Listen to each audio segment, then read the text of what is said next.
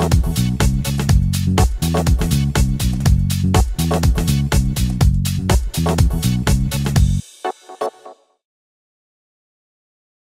this is John O'Connor from McKnight's. I'm here in Chicago at the 20th Annual NIC Conference. I'm speaking with Bob Kramer, President of NIC.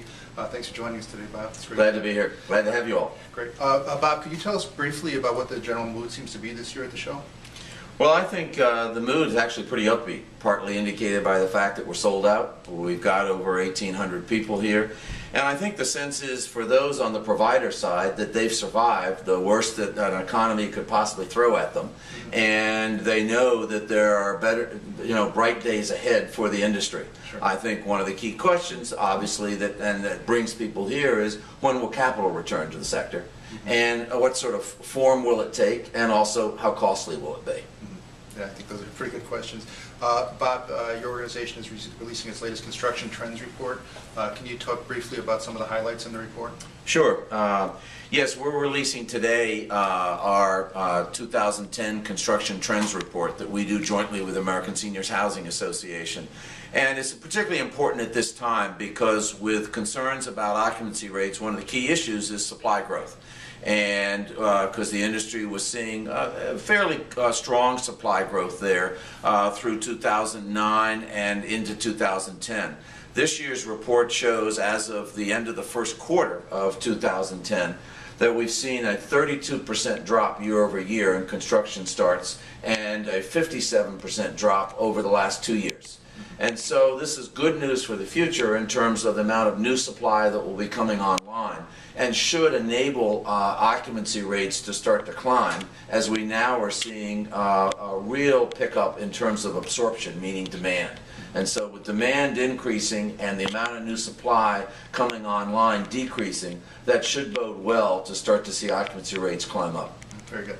It seems like at any given time, various players in this field can be up or down depending on where they are. And right now it looks like the REITs are doing pretty well for themselves. Why do you think that is? Well, I think the REITs have terrific access to capital.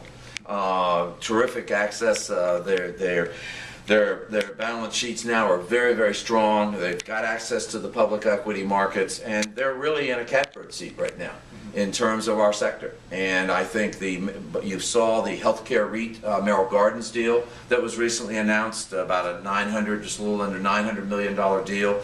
First major deal announced taking advantage of, as a result of the RIDEA legislation, what's called the TRS structure, taxable REIT subsidiary. I think that probably most of the major deals over the next 6 months, you're going to see the REITs are going to be the players in those deals. They're able to be aggressive with pricing. As I said, they have good cost of capital, good access to capital, and for our space right now, they're going to be the major players over this next year.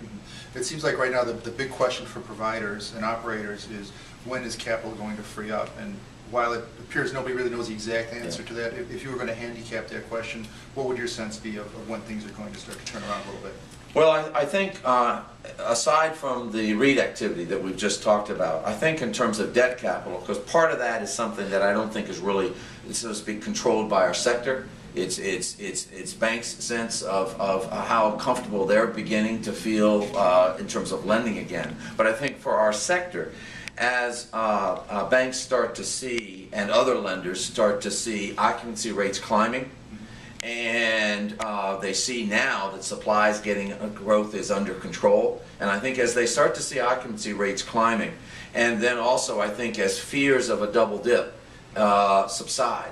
And there's no doubt that the fear of a double dip is like a cloud that hangs over everything, and it makes people cautious, not just consumers but also investors. So I think as those fears subside and as we start to see, I don't think it'll be a dramatic but a gradual uptick in occupancy, I think then you're going to start to see some lenders say, hey, I'm going to be first in because I see an opportunity.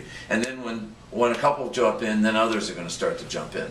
So I think you'll see a return, but I don't think it's going to be a dramatic return. It's sort of a slow, gradual return. Very good. Well, thanks for your help, Bob, and enjoy the show. Thanks. Thank you.